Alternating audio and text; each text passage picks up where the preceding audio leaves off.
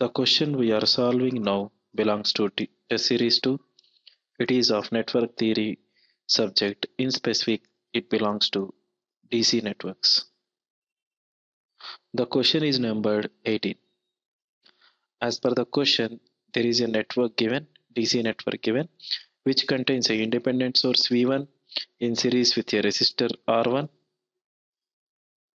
The whole combination is connected in parallel with another resistor R1,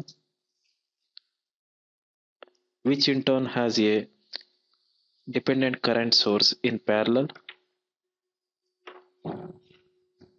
The current of the dependent source is given as alpha I, and the voltage across the current source is given as V2.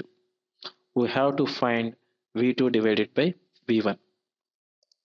Also, the current through R1 is given as I, where I is as marked.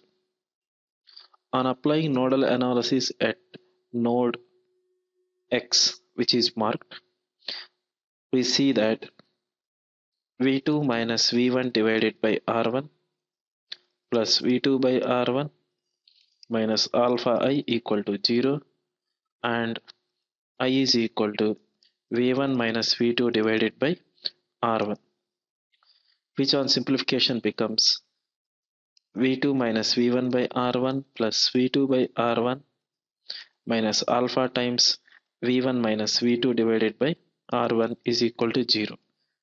That implies V2 times 1 by R1 plus 1 by R1 plus alpha by R1 is equal to V1 times 1 by R1 plus alpha by R1, which can further be simplified as V2 times 2 plus alpha by R1 is equal to V1 times 1 plus alpha by R1.